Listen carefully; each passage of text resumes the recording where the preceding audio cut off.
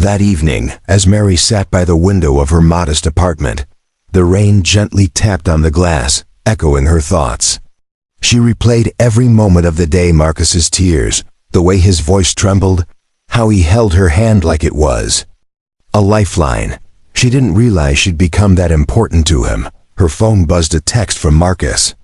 "Thank you, Mary, for staying. For not running when I fell apart. I don't know what this is between us, but it's the first thing in a long time that feels real." She stared at the message, her heart skipping. This wasn't just friendship anymore. The next day, Marcus invited her to a place he hadn't visited in years, the military memorial wall downtown. His name was etched into the black granite, alongside the fallen. He placed his hand on it. "I used to think I didn't deserve to be here," he whispered. "But now, I want to live for them. For what they gave, and maybe, for you too." Mary, with tears in her eyes, placed her hand beside his. "Then let's live together. For them, for us." Mary, a young nurse, leaves her late shift at the hospital to pick up her deceased father's watch from a local pawn shop. But as she enters, chaos erupts. A fire breaks out. Amid the smoke and flames, she discovers a man unconscious on the floor. Without hesitation, she drags him out and performs CPR until paramedics arrive. What she doesn't know is that this man was a former Navy SEAL. And this moment would change both their lives forever. News spreads quickly. Mary, now hailed as a hero, is fired from the hospital for breaching protocol by leaving early. Jobless, humiliated, and exhausted, she returns home defeated. The man she saved, Marcus, awakens in a hospital bed, unaware of what happened, but driven by a hazy memory of a woman's voice calling him back from the brink. Marcus starts asking questions. His injuries were serious, but something deeper is broken inside him. Haunted by war, memories, and a deep sense of loneliness, Marcus is desperate to find the woman who saved him. Meanwhile, Mary is living in silence, job hunting, and tending to her sick mother, never expecting a knock on her door to change everything again. Marcus finally finds her. He's in civilian clothes, standing on her doorstep with flowers and a note of thanks. The moment is awkward, tender, and full of unspoken emotion. He asks to take her for coffee. At first, Mary resists. But something in his eyes, a sadness, a familiarity, makes her agree. It's the beginning of a fragile bond. Over coffee, they begin to open up. Mary tells him about her father's passing and the watch. Marcus reveals snippets of his service, what he saw, what he lost. They talk like old friends, yet the pain in each of them runs deep. It's clear they're both healing, but slowly, cautiously. One afternoon, while walking in the park, they sit on an old bench. Children play nearby. Birds chirp. Marcus turns to her and says, "You gave me back my life. I want to spend mine helping others like me. But only if you'll help me do it." Together, they begin sketching plans for a veterans' mental health foundation.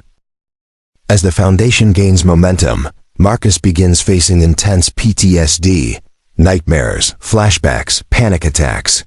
Mary finds herself caring for him more than she ever imagined.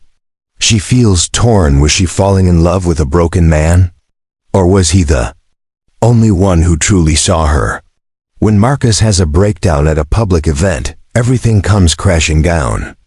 As the foundation gains momentum, Marcus begins facing intense PTSD, nightmares, flashbacks, panic attacks. Mary finds herself caring for him more than she ever imagined. She feels torn. Was she falling in love with a broken man? Or was he the only one who truly saw her? When Marcus has a breakdown at a public event, everything comes crashing down. Slowly, Marcus begins healing, truly healing. Therapy, community, and Mary's unwavering presence begin pulling him from the edge.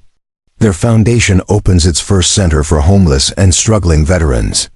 The ribbon-cutting ceremony is emotional. Marcus takes the mic but turns to Mary. "I was supposed to die that day, but she brought me back. Not just my breath, my will to live. Years later, they sit on the same park bench where it all began. Now married, Mary wears her father's watch, and Marcus wears a small bracelet engraved with the word hope. Around them, life buzzes, kids, laughter, peace. They've saved lives, changed lives, and started over. Not as a nurse and a SEAL, but as two people who refused to give up on each other, and made the world better because of it. Even years later, not everything was perfect, though Marcus and Mary had built a new life, a meaningful one. Some shadows refused to disappear completely. It was a cold winter morning when Mary found Marcus standing on the porch, barefoot, trembling. His eyes were distant, unfocused. She wrapped a blanket around him and whispered, "It's just me, you're home. You're safe." That night, Marcus admitted he'd had a nightmare. Not of war, but of losing her. Of failing again.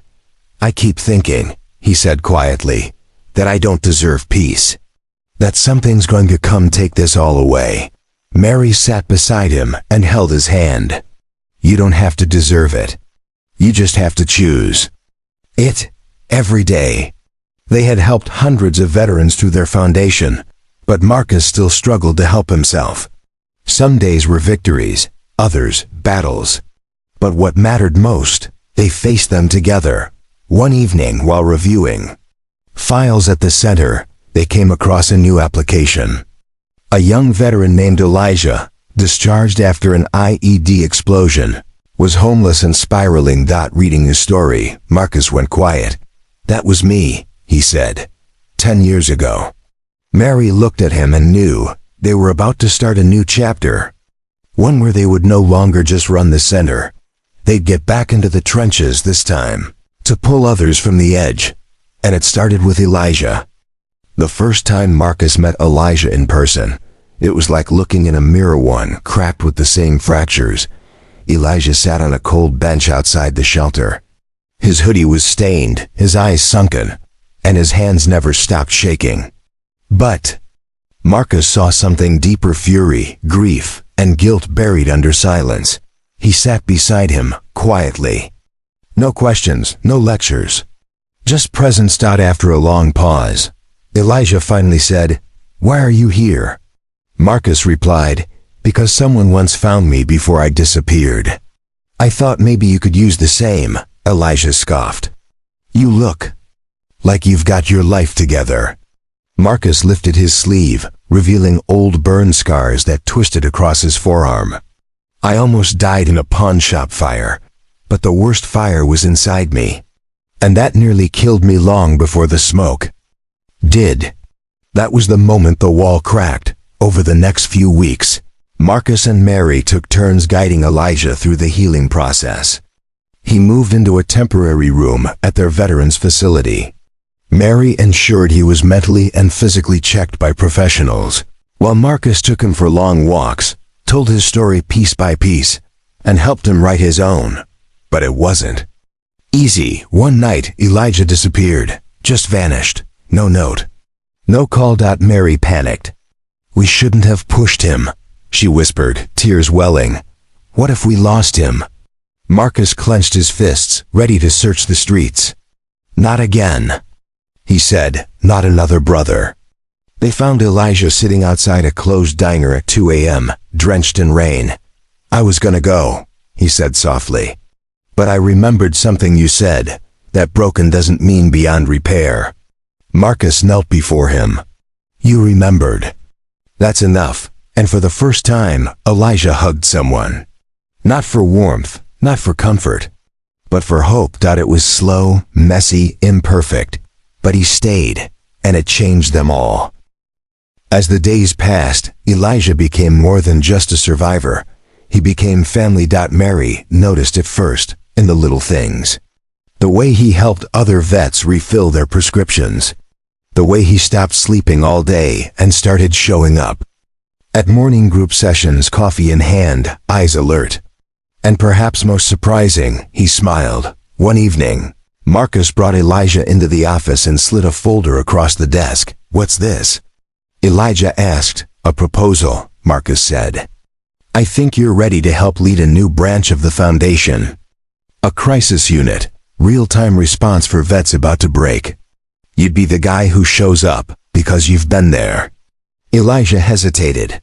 "You trust me with that?" Mary stepped in. "No one understands the edge like someone who stood on it. You're not just strong enough to help, you're necessary."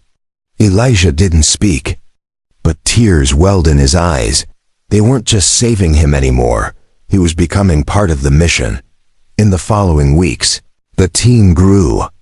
Veterans from across the state volunteered to join. Some were in recovery, some just beginning. But all had the same fire: never leave another behind. Elijah's unit was tested almost immediately. A young Marine, Tyler, had locked himself in his apartment, gun in hand. The police were outside negotiating. Elijah arrived before it turned tragic. He stood at the door, no weapons, no vest, just heart. "I know what it feels like to not want to open that door," he said, loud enough to be heard. "But I also know what happens when you do. You let in air. You let in people who refuse to give up on you." There was silence. Then, the click of a lock. The door opened. Tyler dropped into Elijah's arms, sobbing. Marcus watched from the curb, eyes full, hand in Mary's. "You see," she whispered. "This is what you were meant to do." He nodded slowly. "This is bigger than us now." They weren't just healing veterans anymore. They were creating healers. Months passed, and the Veteran Crisis Unit flourished. Tyler, the Marine who nearly took his life, now worked at the reception desk.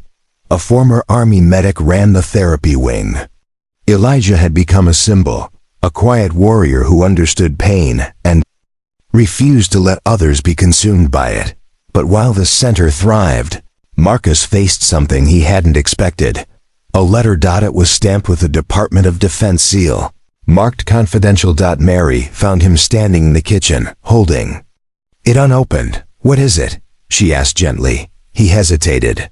"It's from someone I haven't heard from in years. A soldier from my old unit. He was listed as Kia, killed in action." Mary stepped closer. "But he's not?" Marcus opened the envelope, hands trembling. Inside was a single sheet. "Marcus, I made it out, but I never came home. I've lived in the shadows for a long time. I saw your story on the news, what you and Mary built. I think I'm ready to come in from the dark." "Cole." Marcus sat down slowly. "He was like a brother to me." Mary placed a hand on his shoulder. "Then let's bring him home." Week later, Marcus drove to a remote Montana town where Cole had been hiding in a cabin. When he knocked on the door, a gaunt, bearded figure answered, eyes hollow, soul tired. It was Cole. Neither man spoke at first. Then Marcus opened his arms. Cole broke. They hugged like men who had carried lifetimes of guilt, pain, and silence, and were finally letting it go. Back at the center, Cole sat around the fire pit that night with Elijah, Tyler, and a few others. For the first time in a decade, he told his story. "I didn't die in Afghanistan," he said, "but a part of me did. I just never knew I could come back from that." Marcus stood nearby, watching. Mary came beside him and whispered, "You gave him something no war could destroy, hope." Marcus nodded. Double quotes, "Not me," he said softly. "We did." This wasn't just a recovery center anymore. It was a sanctuary. A place where ghosts were named, where pain was honored, and where no one, ever again, had to suffer alone. Cole's return stirred something powerful within the center. Veterans who once kept to themselves began opening up.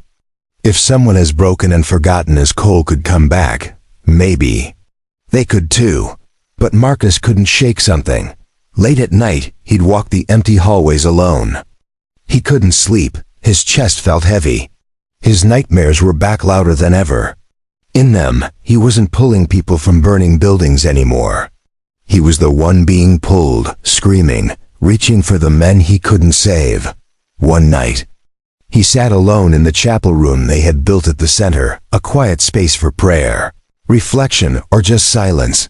Mary found him there, "You haven't slept in 3 nights," she said softly. "I don't know what's wrong with me." Marcus whispered, "Everything's going right. Elijah's thriving. Cole's back. The center's growing. But I feel hollow." Mary knelt beside him. "Because you're still carrying the weight of everyone you couldn't save." He looked down. "I don't know how to put it down." She reached into her pocket and pulled out a photo. An old one, torn at the edge. It was Marcus in uniform, smiling, with 2 men beside him. One of them was Cole. The other was the one who never made it home, his best friend Danny. "I found this in your box," she said. "You never talk about him." Marcus stared at the photo for a long time. "He died right beside me," he finally said. "I promised his mom I'd bring him home. But I didn't. And I never wrote her. Never faced her." Mary's voice trembled. "Then maybe it's time." That weekend, Marcus flew to Kansas, a quiet farmhouse, a gold star in the window, and a mother who opened the door with tired eyes that softened the moment she saw him. He broke down before he even said hello. "I should have come sooner," he said through tears. "I was scared. I failed him." But the mother took his hand and said words that freed him. "You didn't fail him, Marcus. You were the reason he wasn't alone when he died. And I thank God for that." Back at the center, Marcus stood before the entire team, veterans, nurses, volunteers. "I thought I could build this place and never look back," he told them. "But healing doesn't mean forgetting. It means facing every part of our past, the good, the tragic, the unfinished, and choosing to live anyway." He raised his hand toward Elijah, Cole, and Tyler. "These men are proof that we're not here because we're broken. We're here because we're worth rebuilding." The room erupted in applause. For the first time, Marcus felt light. Not because the pain was gone, but because he had finally shared the weight and found he was never carrying it alone. News of the Veteran Crisis Center began to spread across the country. What started as a small operation, run out of an old rehab building, was now a thriving community, a living monument to second chances. Word traveled fast among the military and medical worlds. Soon, senators, retired generals, and journalists were visiting the center, curious about what made it so effective. But the secret wasn't funding. It was family. It was belonging. It was people like Elijah, Cole, Tyler, and Mary. One crisp morning, Mary stood beside Marcus, watching volunteers break ground on a second location. It would be built in a state where suicide rates among veterans were alarmingly high. "This one's for the ones we didn't reach in time," Marcus whispered. Mary squeezed his hand. "And for the ones we still can." That afternoon, a reporter from a national news network arrived to do a story. Cameras were set up in the courtyard, where sunlight poured over the group of vets sitting together, some in wheelchairs, others leaning on canes, many with visible scars.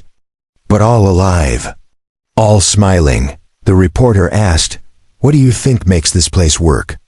Marcus could have spoken about statistics, about therapy models, about federal support. Instead, he nodded toward Elijah. Elijah stepped forward, voice calm, eyes clear. "We don't treat veterans here. We remind them who they are.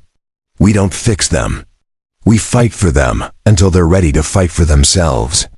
There was silence. Then the reporter whispered, "I think the whole country needs to hear that." A few days later, the story aired. Within hours, emails and calls flooded in from veterans, widows, active duty troops, even teenagers thinking of joining the military. "Help us. Can we visit?" I thought no one cared. "You gave me a reason not to give up." Marcus sat in the office that night, overwhelmed by it all. Cole walked in, coffee in hand. "You okay?" Marcus looked up. "I think this is bigger than we ever imagined." Cole smiled. "Then let's imagine more." They began training leaders to open centers in other states, not franchises, but families. each one rooted in the same core belief. No one gets left behind, not in war, not at home. In Mary, she became a national advocate for military mental health. Her nursing story, once buried in hospital policies and shame, became the foundation of a movement.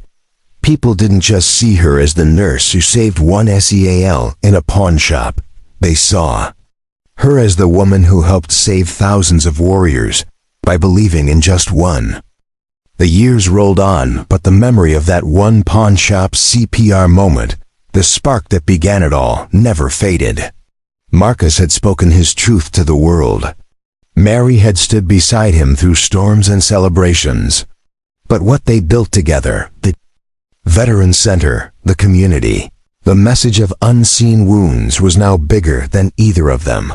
One rainy morning, Marcus stood by the window of his office, watching raindrops trail down the glass like soft reminders of past tears. He was older now, silver touching the corners of his hair, but there was peace in his eyes. On his desk sat a photo of his speech that had gone viral years ago, framed next to a picture of his family. He gently picked it up and smiled. That afternoon, he walked the halls of the Veteran Center not as a leader, but as a visitor. The rooms were filled with life-young veterans in group therapy, staff laughing over coffee, children playing in the small garden outside. He passed a wall that once held silence and pain. Now it held art, laughter, and the handprints of those who had healed. Near the front desk, a young woman approached him. She looked nervous but determined. "Mr. Carter?" she asked. He turned. Surprised. "Yes, I'm Anna. I don't know if you remember, but I was one of the first patients here. You helped me through my darkest year. I'm starting nursing school next month. Because of you." Marcus didn't speak right away. His throat tightened. Then, gently, he placed his hand on her shoulder. "You're exactly why we built this place." Later that week, a new mural was unveiled at the center. It was called The Chain of Hands. It depicted Mary kneeling by the seal in the pawn shop, the first moment of compassion. Then Marcus, years later, lifting someone else from their own darkness, then that person helping another. A continuous line of healing. The message was clear: no act of kindness is ever lost. It echoes person to person, heart to heart, year to year. That night, Marcus and Mary sat on their porch, their children asleep inside. The stars glittered above them. For the first time in a long time, there was nothing they needed to say. Just the sound of wind, crickets, and a heart that finally knew peace. And though the world may forget headlines, and speeches may fade from memory, what lasts is the quiet revolution of love, one soul at a time. A few more seasons passed. The Veteran Center had grown beyond what anyone had imagined. A second branch opened in another state, and younger veterans trained by Marcus and Mary now led their own support circles. It was no longer just a place to heal, it had become a movement. But time has a way of calling us back to silence. Marcus had taken a step back from daily responsibilities. His days were slower now, filled with walks through the park, letters from those he'd helped, and long talks with Mary. Yet deep down, a part of him wondered, had he truly done enough? One evening, he sat in the same park where he'd once watched children play years ago. The same bench, the same wind. But this time, a boy was sitting next to him, a teenager with alert eyes and a heavy posture. "You're Marcus Carter, right?" the boy asked. "My dad was in your center, said you saved his life." Marcus looked at the boy. "I didn't save him. He did the hard part. I just stood close enough to remind him he wasn't alone." The boy nodded. "He's doing better now, got a job. Comes to my games." Then he hesitated, before adding, "I used to hate him. Now I try to understand him." And in that quiet moment, Marcus realized the real healing wasn't just in the veterans. It was in their families, their kids, the next generation. That night at home, Marcus pulled an old wooden box from his closet. Inside were letters. Hundreds of them. From nurses, from soldiers. From strangers who had heard the speech online. Some written in shaky handwriting, some typed from hospital beds. He opened one, dated just 2 months ago. I watched your speech from a shelter. I had a bottle in my hand and a plan to end it all. I didn't. I'm clean now. Thank you for being the voice that pulled me back. Marcus's hands trembled slightly as he closed the box. It was never about how loud his voice had been. It was about when it had been there, when someone needed it most. The next morning, he joined Mary at a new center groundbreaking. Cameras flashed, speeches were made. But Marcus simply placed a hand on the foundation stone. No words. Just a quiet promise. He would never know how far his ripple had reached. But it no longer mattered, because somewhere out there, a nurse was offering CPR to a stranger. A veteran was choosing therapy over silence. A boy was forgiving his father. And a broken soul was listening to a speech in the dark. Choosing life, that was the echo of heroes. One morning, Mary received an unexpected invitation in the mail. It wasn't for a conference or a dedication ceremony, it was for a high school graduation. The return address had no name, just initials. But as she read the note, tears formed. In her eyes, "Dear Mary, I'm graduating this spring. I thought you should know. You once sat at my bedside when everyone else had given up. You held my hand and said, 'The world still needs you.' I never forgot that. Please come." Mary showed Marcus the invitation. He read it quietly, then looked at her with a soft smile. "We should go," he said. Weeks later they arrived. At a small-town school gymnasium filled with folding chairs and nervous families. They didn't know who they were looking for. Until the principal began reading names. And one student, tall, confident, with a slight limp, walked across the stage and stopped midway. He turned to the audience and said, "Before I take this diploma, I want to thank someone who once reminded me I was more than my pain. Mary Carter, this is for you." Gasps filled the room. Mary stood up, trembling. The boy, now a man, stepped off the stage, walked straight to her, and hugged her like a mother he'd never had. In that moment, something shifted. For years, Mary and Marcus had spoken, fought, cried, and built. But this moment wasn't about speeches or buildings. It was about witnessing the return of hope they once sent out into the world. It had come full circle. After the ceremony, the young man told them how he had once been hospitalized with severe PTSD, his family abandoned him. He was 17. Mary had been his nurse. She read to him, talked to him, even played him a recording of Marcus's speech. "That's when I decided not to end it," he said. "Because I believed you." Marcus placed a hand on the boy's shoulder. "And now, what will you do?" He answered without hesitation, "I'm going into social work. I want to help kids like me." Later that evening, as the sun set behind the gymnasium, Mary and Marcus sat on a bench once again. How often their lives seemed to return to benches and quiet evenings. This one, though, was different. "I used to think helping one person wasn't enough," Mary said. "Now I know. Helping one person is everything." Marcus nodded. "We were never the heroes. We were just the voices. The real heroes are the ones who heard us and chose to keep going." Years passed. The walls of the Veteran Center were now lined with photos, not of war, but of recovery. Smiling faces, group hugs, weddings, even baby announcements. A timeline of healing, stitched together by people who once thought they were broken beyond repair. Marcus now walked slower. His cane was steady and his gaze still sharp, but there was a weariness to it, the kind that only comes with having seen too much and loved too deeply. Mary remained by his side, still volunteering, still comforting. Their bond had become legend among the new staff. To them, Marcus and Mary weren't just founders. They were symbols of something the world had almost forgotten. That love and kindness can survive even war. One morning, Marcus asked Mary for something unusual. Take me back, he said, to where it all began. She knew what he meant. They drove to the small pawn shop. It was closed now, long abandoned. The window still cracked. The sign faded.